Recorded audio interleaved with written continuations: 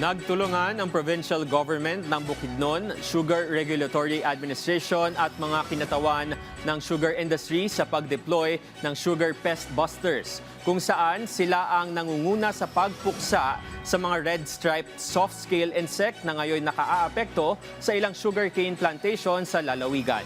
Si JC Aliponga sa sentro ng balita. Kilala ang Bukidnon bilang sugar capital ng Mindanao dahil isa ito sa pinakamalaking producer ng asukal sa bansa. Dahil sa matatabang lupa at angkop na klema, libu-libong ektarya ng tubuhan ang nagbibigay kabuhayan sa maraming magsasaka. Ngunit ngayon, malaking hamon sa industriya ng tubo ang red stripe, soft-scale insect o RSSI, isang peste na sumisipsip ng katas ng halaman at nagdudulot ng pagbaba ng ani at malaking pinsala sa mga tanim.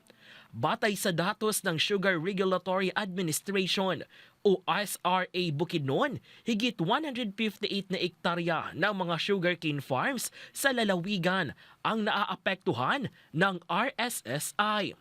Upang mapigilan ang pagkalat ng peste, nagkaisa ang pamahalaan panglalawigan ng Bukidnon at mga pinuno ng sugar industry sa pagbuo ng Sugar Pest Busters.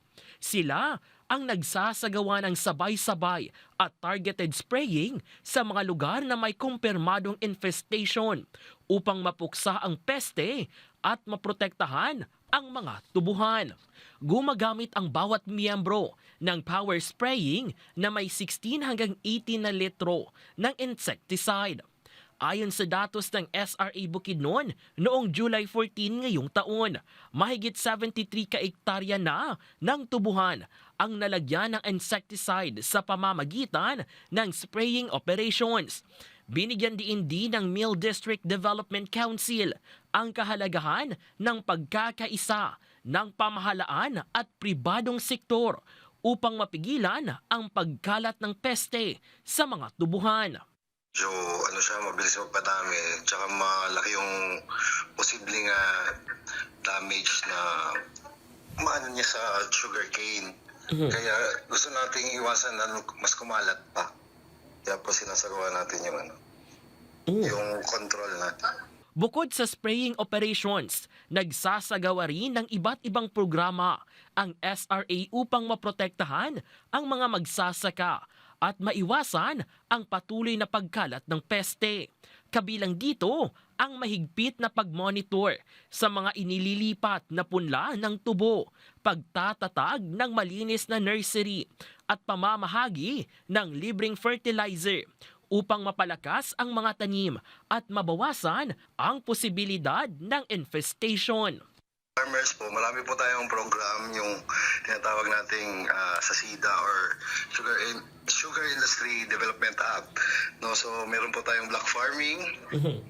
Meron din po tayong socialized credit program, which is loan po siya para sa mga farmers natin, mga marginalized farmers. Pinayuhan ang mga magsasaka na gamutin ang mga punla, sunugin ang mga dahon na impektado ng RSSI at iwasang maglipat ng mga punla mula sa mga apektadong lugar.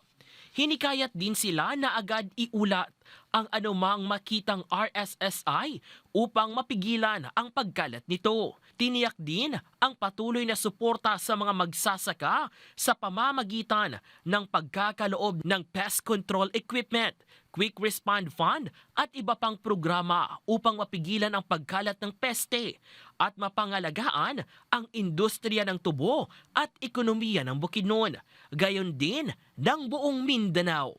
Mula dito sa Davao City, JC Aliponga para sa Bayan.